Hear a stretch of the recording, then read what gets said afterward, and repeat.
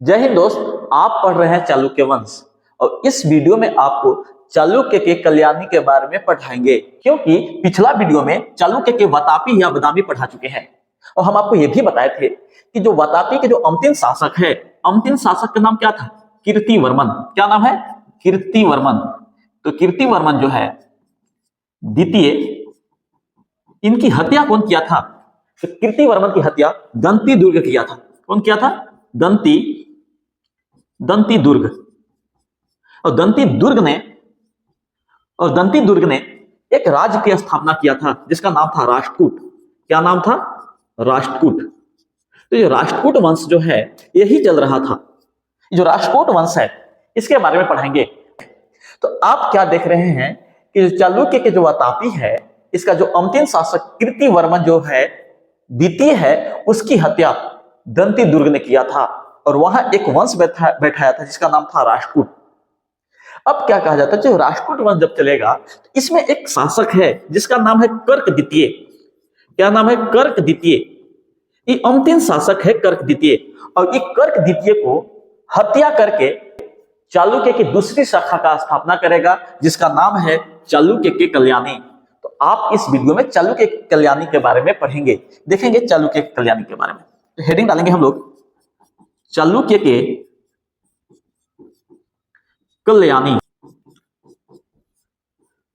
चालुक्य के कल्याणी। चालुक्य के कल्याणी का संस्थापक कौन है? इसका जो संस्थापक है उसका नाम है, इसका जो संस्थापक है जिसका नाम है तैलव द्वितीय। तैलव द्वितीय। ये तैलव द्वितीय किसको मारा है? तो कर्क द्वितीय को मार करके स्थापना किया है चालुक्य के कल्याणी को। इनका जो राजधानी है मान्यखेट, इन्होंने राजधानी किसको बनाया था? इनकी जो राजधानी है जिसका नाम है मान्यखेट। मान्यखेट, ठीक है। अब इस वंश के एक योग शासक है जिसका नाम है सोमेश्वर प्रथम। क्या नाम है? सोमेश्वर। सोमेश्वर प्रथम।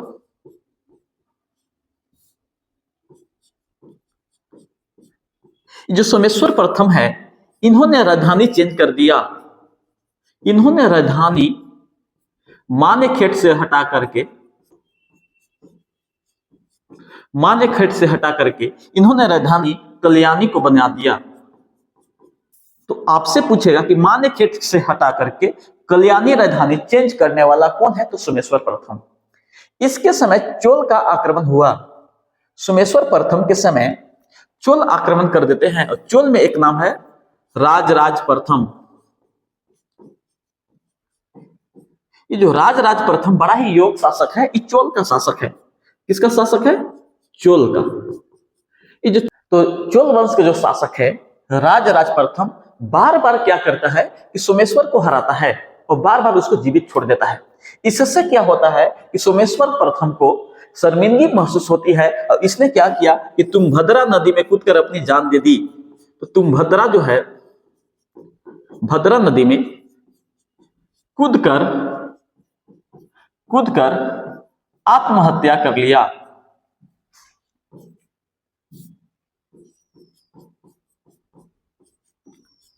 आत्महत्या कर लिया, ठीक है। इससे इतना ही क्वेश्चन बनते हैं।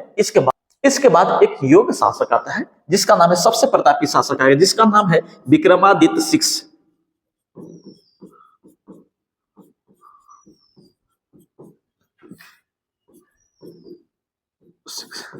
विक्रमादित्य सिक्स सबसे योग शासक है, सबसे शक्तिशाली कहिए। सबसे शक्तिशाली शासक कौन था? तो विक्रमादित्य सिक्स। इसने क्या किया है? अपने नाम से एक कैलेंडर जारी किया जिसका नाम है चालुक्य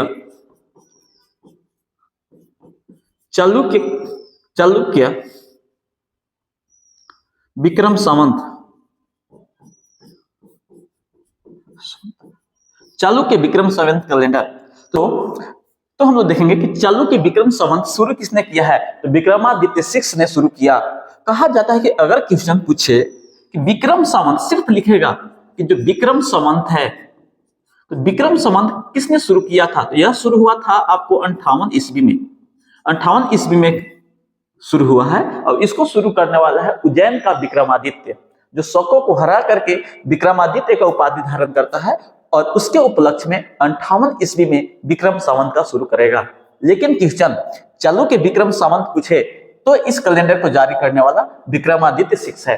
इनके राजकवि के जो नाम है, राजकवि है, इनका राजकवि का नाम है विकलहन। क्या नाम है? विकलहन।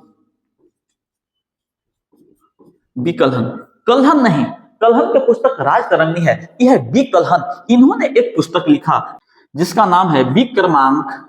क्या नाम है? विक्रमांक देवचरित्र। देवचरित्र, तो विक्रमांक देवचरित्र का रचना किसने किया था? विकलहन ने किया है। किसने किया है? विकलहन ने। इनके दरबार में एक और विद्वान रहते हैं जिसका नाम है विज्ञानेश्वर। क्या नाम है? तो विज्ञानेश्वर। तो विज्ञानेश्वर ने एक पुस्तक लिखा, एक ग्रंथ लिखा जिसका नाम है मिताक्षरा। मिताक्षरा। जो मिताक्षरा जो है, मिताक्षरा किसने लिखा है? तो विज्ञानेश्वर ने लिखा है। किसने लिखा है? विज्ञानेश्वर ने लिखा है। इसे हिंदू विधि ग्रंथ कहते हैं। इसे हिंदू विधि ग्रंथ कहा जाता है। क्या कहा जाता है? हिंदू विधि ग्रंथ कहा जाता है। और इस वंश के जो अंतिम शासक आएगा, सोमेश्वर चतुर्थ आता है। तो जो अंतिम शासक का नाम है सोमेश्वर चतुर्थ। कौन है? कौन है? तो सोमेश्वर चतुर्थ। और फिर यह वंश धीरे धीरे समाप्त हो जाएगी। अब जो तीसरी शाखा शुरू होती है चालुक्य के, जिसका नाम है चालुक्य के बेंगी। अब हम लोग जो देखने वाले हैं चालुक्य के बेंगी का। तो चालुक्य के बेंगी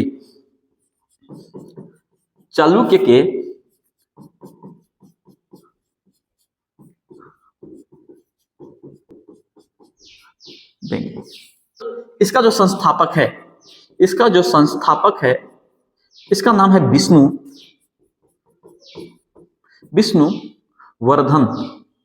क्या नाम है? विष्णुवर्धन। इसको कुब्ज विष्णुवर्धन कहा जाता है, क्योंकि यह कुब्ज का अर्थ होता है कुबर। क्या अर्थ होता है? कुबर। इसे पृथ्वी का युवराज भी कहा जाता है विष्णुवर्धन को। और कुब्ज विष्णुवर्धन के भी नाम से जाना जाता है। और कुब्ज का अर्थ होता है कुबर। क्या होता है? कुबर। इनका जो राजधानी है बेंगी। इनका राजधानी कहाँ है? इनका देखेंगे जो राजधानी है वो है बेंगी। कहाँ है? बेंगी।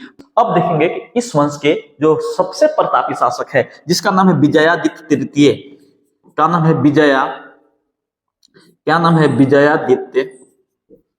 विजयादित्य तृतीय। सबसे योग्य शासक है विजयादित्य तृतीय ना। इसका सेनापति का नाम है पंडरंग। क्या नाम है? पंडरंग। ये भी एक योग्य सेनापति है। इसके बाद यह वंश धीरे धीरे समाप्त हो जाता है। और नेक्स्ट वीडियो में हम आपको पल्लव वंश और राष्ट्रकूट वंश के बारे में पढ़ाएंगे। जय हिंद। यह वीडियो आपको कैसा लगा है वो हमें कमेंट करें।